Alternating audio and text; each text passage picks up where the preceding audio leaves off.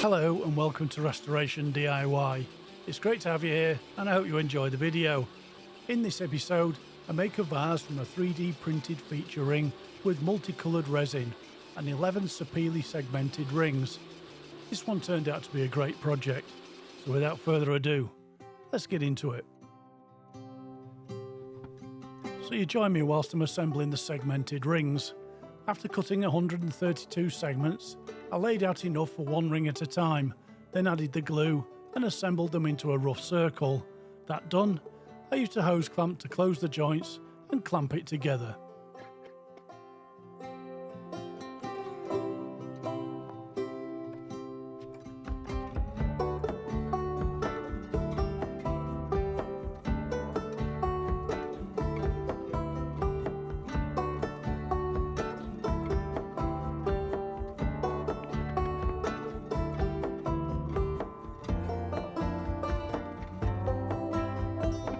A quick wipe down to get rid of the excess glue, and that's the first ring done. The next 10 were done in the same way, but as we're here, I'll explain a problem I came across whilst I was building the rings. I noticed some of the joints were not fully closing. At the time I couldn't work out what was wrong, so I just tightened the clamp as much as it would go and hoped the glue would swell the end grain and close the gaps. After a bit of a think, I now realise what had happened.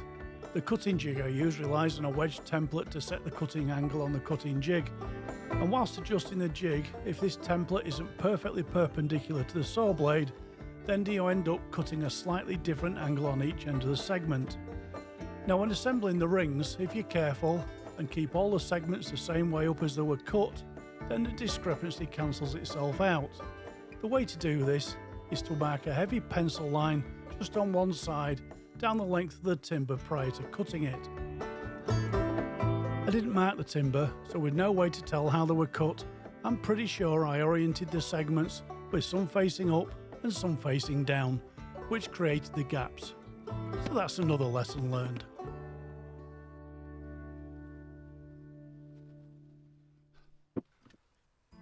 Rings done, I placed them to one side and moved on to casting the feature ring. This is a 3D printed part with 3 evenly spaced intersecting squares. I've done a pattern like this before in another project, but this is just a bit different, being cast in resin. I made the mould in 3 pieces. The main pattern, a cone for the centre to save resin, and because I damaged my silicone mould, I 3D printed an outer mould.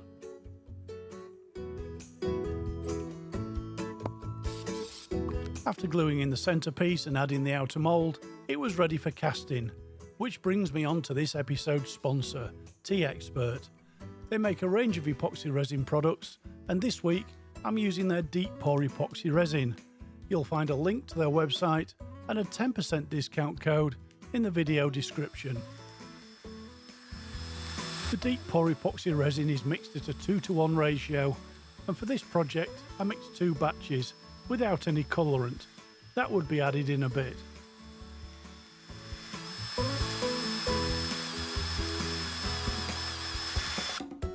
Resin mixed, I decanted some into a small silicone cup and added the first colour. I chose green to kick things off.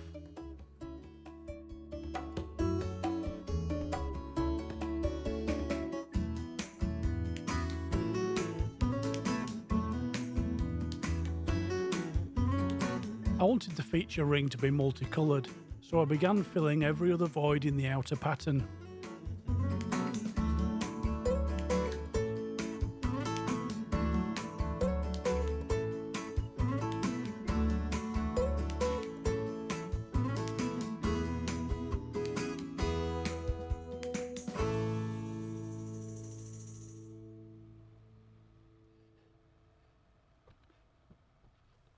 For the next colour, I chose gold to complement the green. This was used to infill the outer pattern.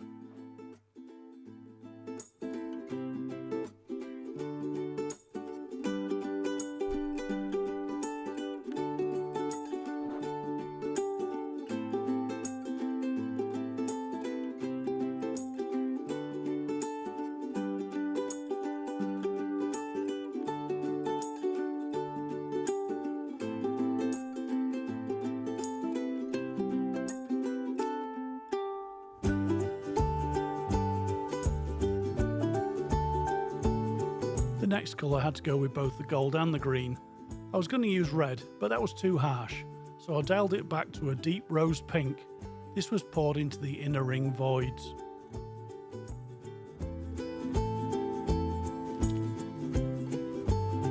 I had an idea to use a dental irrigation syringe, but the resin was too thick for it to work properly, so I ended up just pouring the resin straight from the cup.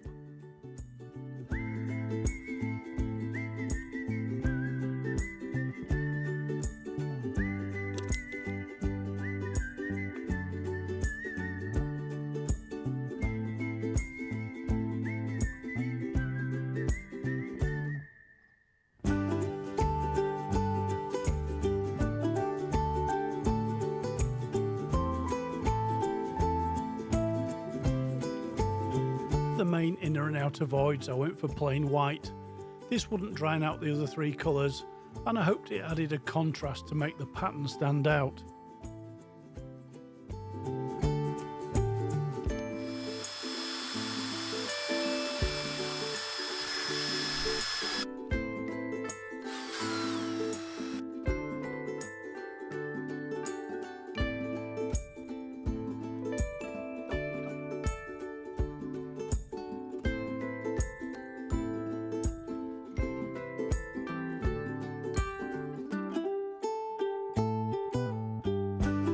With the last of the resin added to the mould, it was done. I placed it carefully in the pressure pot, added 50 to 55 psi and left it to cure.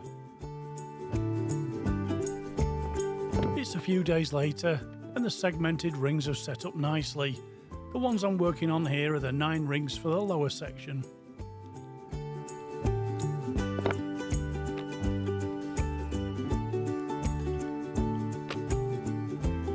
Having removed all the hose clamps, I could see that a few of the rings had open joints. Now I could have split them on the bandsaw and sanded them to fit and then re-glued them, but I was keen to keep moving forward, so after a bit more checking, it was over to the drum sander to flatten them all.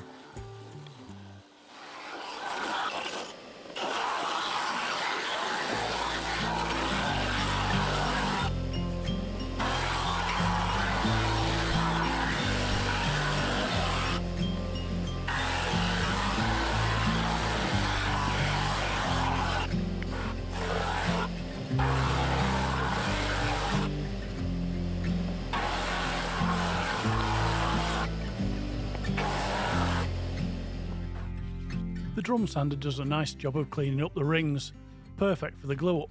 For this I used a newish to me PVA glue. It claims to bond in 10 minutes, which I hoped would help with keeping the stack of rings from sliding around.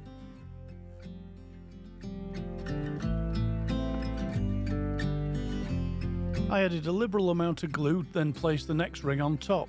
I still used a bit of hot melt to secure each ring, but as I added more rings to the stack, everything was staying in place.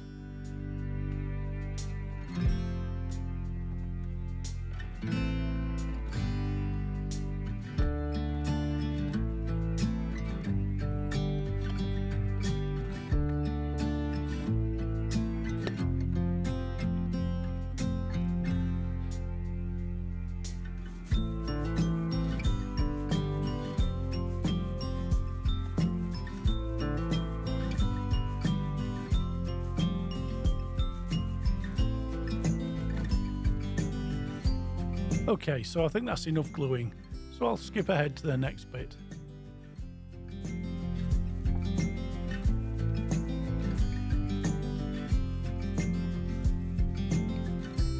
And with the last ring in place, I added 8 kilograms of weight to the top and left it overnight to cure.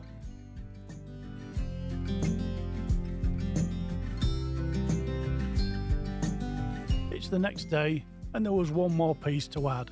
The solid piece for the base. This was glued on in the early morning, the tailstock added the necessary pressure, and a few hours later, it was ready to be turned.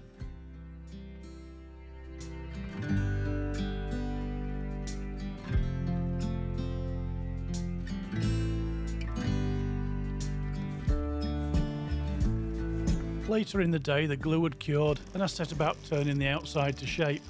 First up was a bowl gouge. I used this to shear scrape the segments, and for a start it was a bit rough, but once I wound the speed up to around 800 RPM, things got a lot better.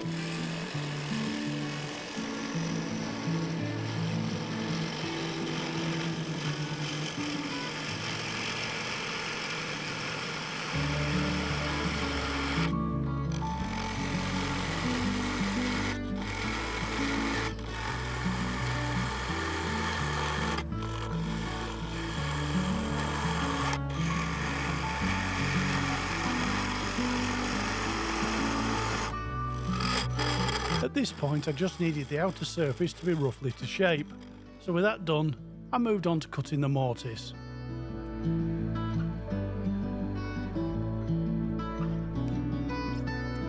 The mortise was more or less cut in the usual way, but this time I needed to make it as small as the four-jaw chuck would allow. This was to retain as much material as I could.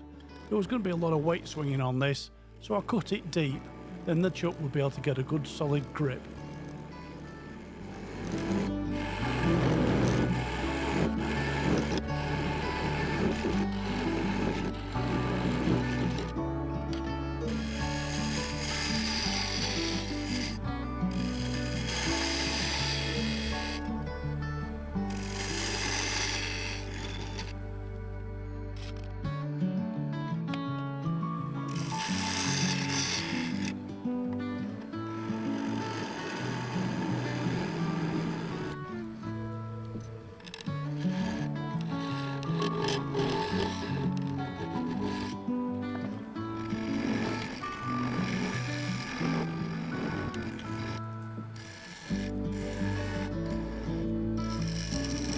A final tidy up with a skew and the mortise was done. Next I sanded just the underside to 600 grit and added a wax finish.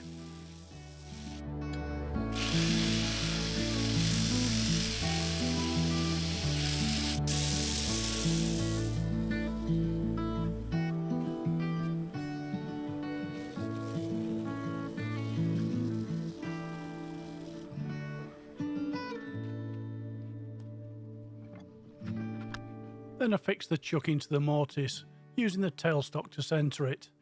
Then the blank was flipped around so I could get to work on the inside. The pencil lines are there as a guide. The outer one is the diameter of the feature resin ring, the inner one is indicating how much I want to remove to leave a gluing surface of around 20mm wide. Continuing with the bowl gouge, I shear scraped and used push cuts to reduce the outer diameter to the pencil line.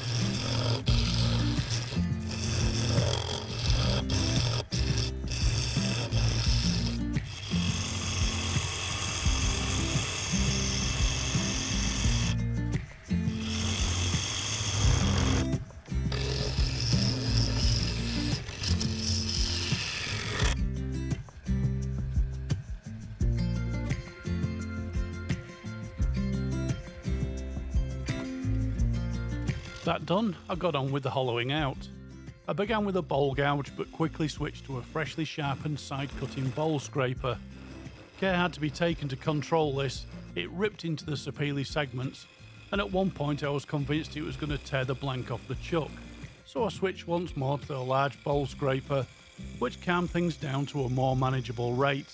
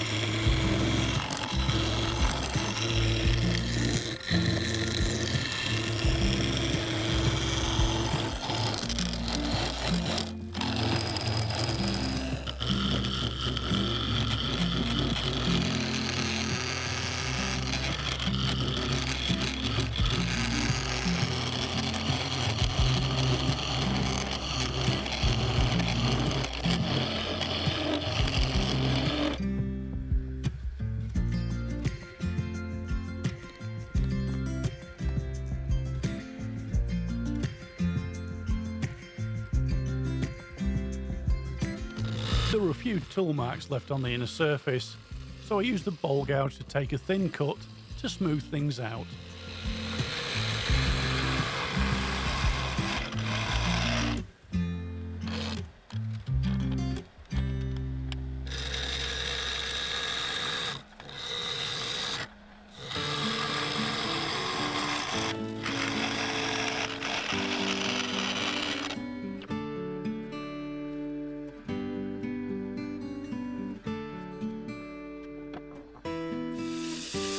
Then I sanded to 600 grit and added a finish, topped off with Hampshire Sheen gloss finishing wax.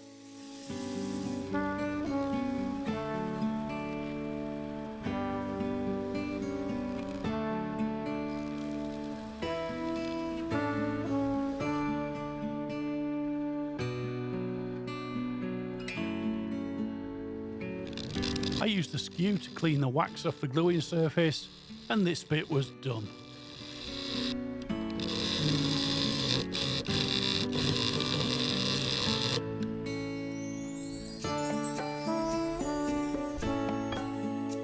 It's now around 4 days later. The feature ring had taken a long time to cure. This is because I'd used the deep pour, and during that time I'd topped up the mould with a bit more white coloured resin. But now it was solid and ready to be worked on.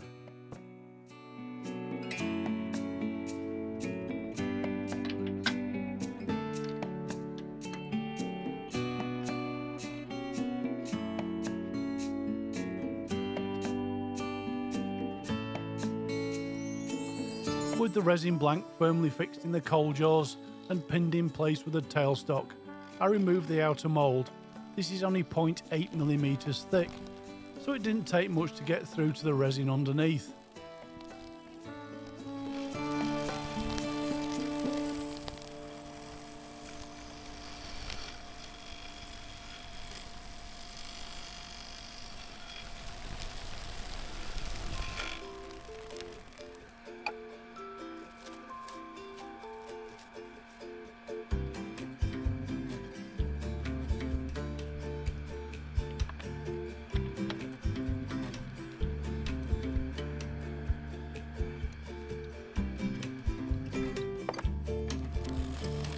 And after flipping it over, I could work on the base and what was left on the side.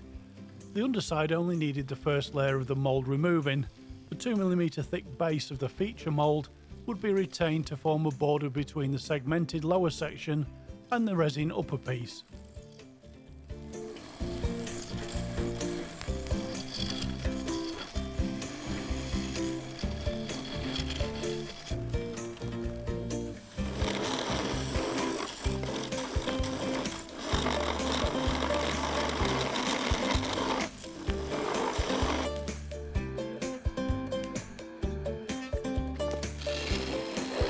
Mid-sized carbide was next. I used it to cut through into the void underneath, or at least that's what I thought, but the 3D printed cone had leaked, so there was a layer of resin to get through as well.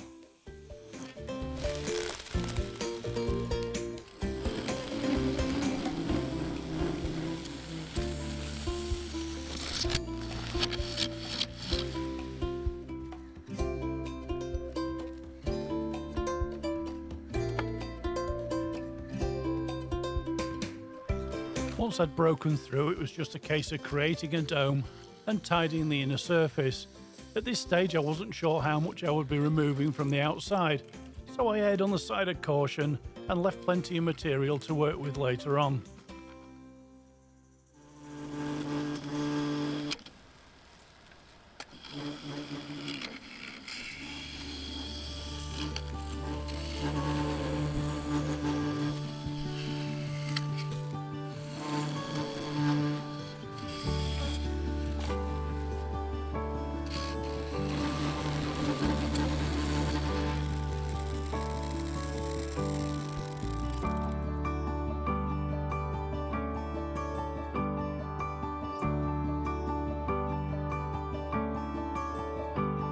A final clean up from the carbide and the inner surface was done.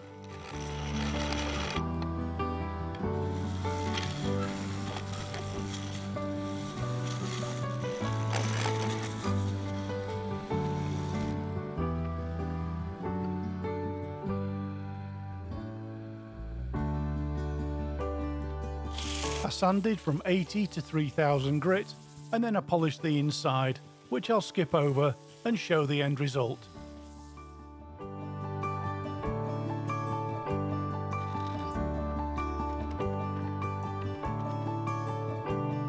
And now the two pieces could be glued together. For this I used a rapid setting epoxy mixed with black mica powder.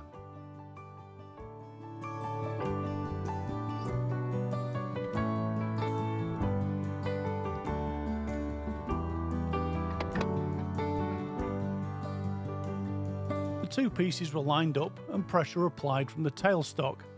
Normally I leave the rapid setting epoxy to cure for around 30 minutes, but it was a hot day, so it cured almost instantly. So after only a few minutes I could clean up the joint and turn the workpiece around, and then I could begin shaping the resin feature ring.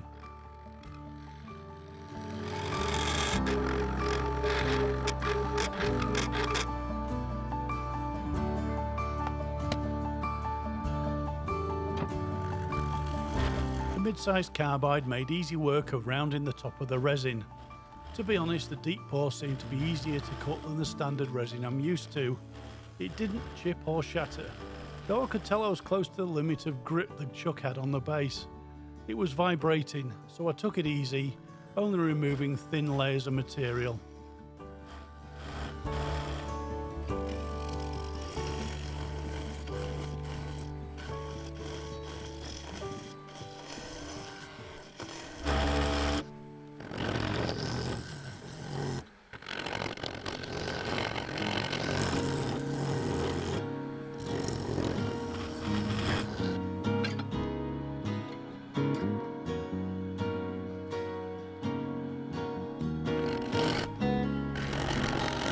The resin was shaping up nicely, and the 3D printed mould with a multicoloured resin was looking great, much better than I expected. So with a few more swipes from the skew, it was ready for the last piece to be added, the neck and rim.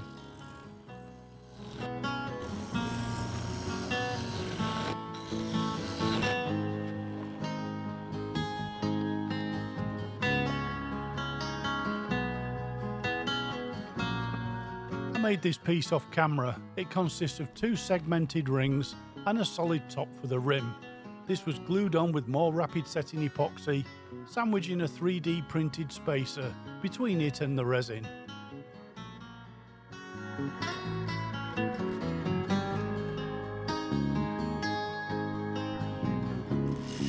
Around 10 minutes later, it had cured enough to be worked on. The shape I wanted was to have a flowing curve from the resin into a pinch middle in the neck, out into a splayed rim. I had plenty of material to work with, so I set to getting it done.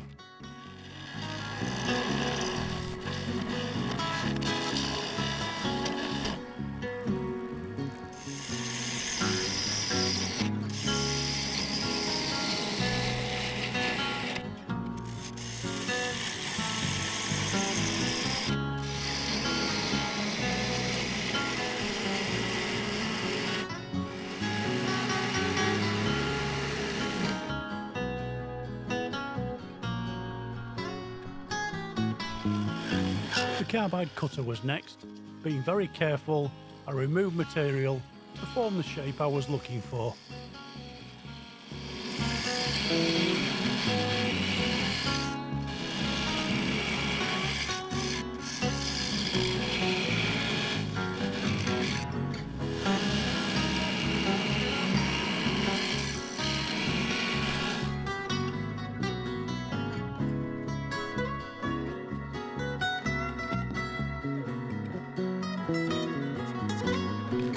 The neck was looking good. It just needed a final tweak from the negative rate scraper, carbide and skew, and the outside was done. Just the neck to hollow out, and that would be an easy thing to do. Or so I thought.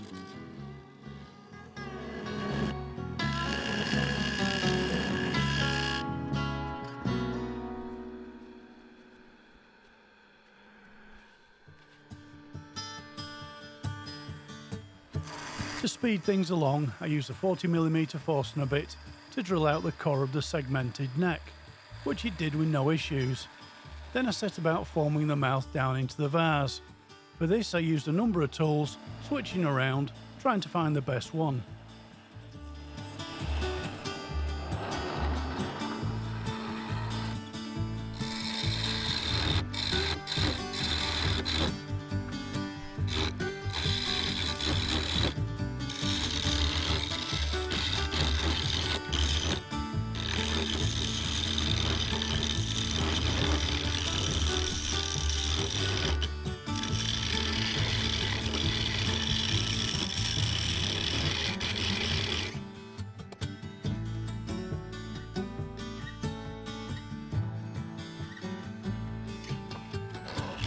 I settled on using the side cutting scraper. I could reach down into the vase and with a steady hand I could finish shaping the mouth and rim.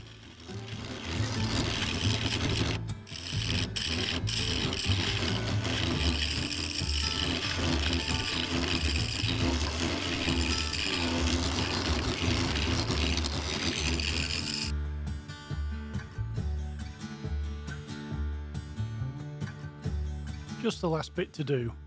I offered up the scraper and it jammed between the tool rest and the sapele rim, ripping the vase clean off the chuck. I was so close to finishing it. The damage was quite bad. The base was cracked, there was a dent in the side, and there was a big flat spot on the rim. But as I said, I was so close to finishing, I was determined to complete it. I jammed a mixing stick into the fractured base and poured in copious amounts of superglue, then clamped it, wiped away the excess and sprayed on accelerator, and it held. I wanted to use a different chuck setup, but I didn't have any jaws the right size to grip the outside of the base, so I had to use the mortise.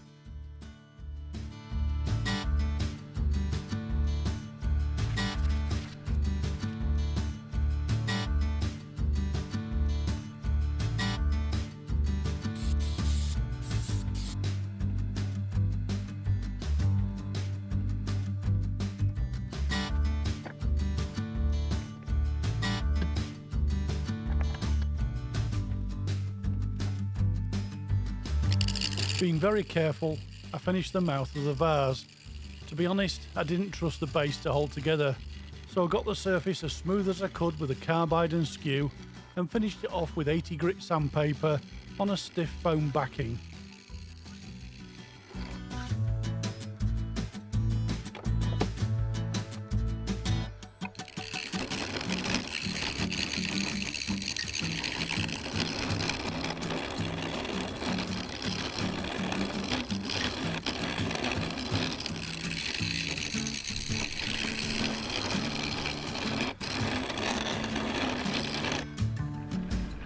The outside needed some work to get rid of the flat spots and dents, but I'm not going to dwell on this. Using the negative rate scraper and gouge, I quickly got it done, and I'm pleased to say I didn't have to take too much off.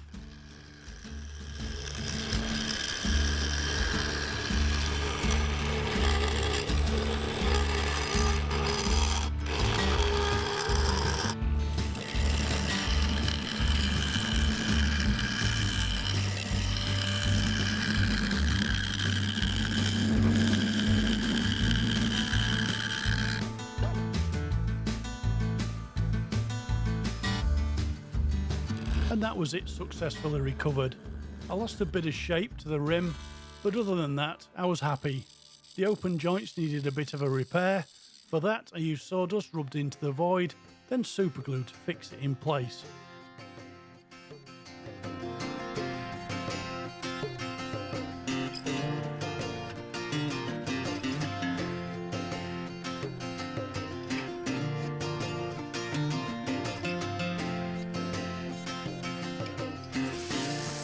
Repairs done, I sanded from 80 to 3000 grit, concentrating on the resin over 800 grit.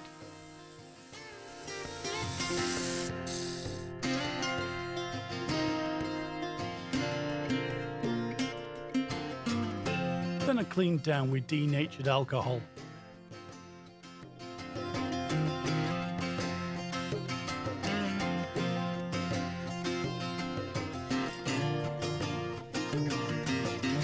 This was followed by 2 liberal coats of sanding sealer, each one de-nibbed with a non-abrasive Scotch pad.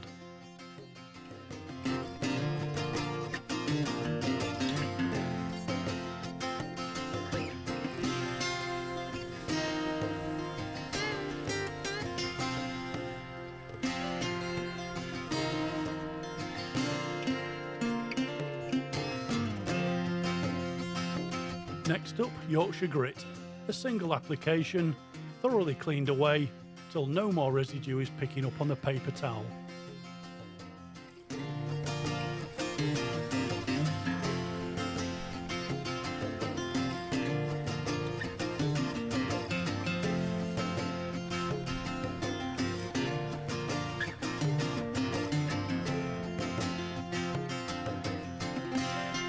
Then the resin polishing. First, Merca Shine 10. Just a single coat, thoroughly cleaned away, ready for the next stage.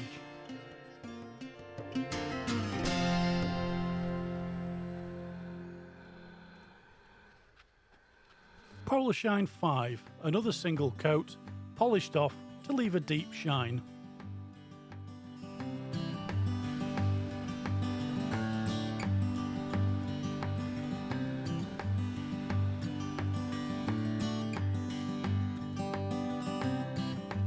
And to finish, Hampshire Sheen Gloss Finishing Wax, 2 coats, buffed to seal and protect the surface.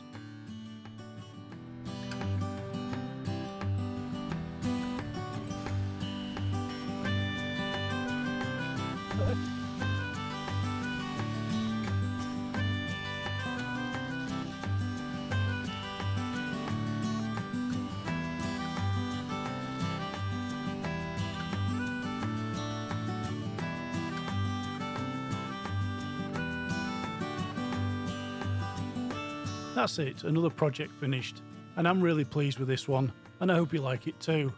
I learned a lot, from cutting the segmented rings to casting with deep pore epoxy resin, but it was worth it. The end result is so much better than I could have hoped for. The colours in the resin work together set against the sapele segments. I'm very happy. Anyway, with that said, I'd like to thank you all for watching. Please subscribe, a thumbs up will be much appreciated, and comments are always welcome. I'll see you in the next one. Goodbye for now.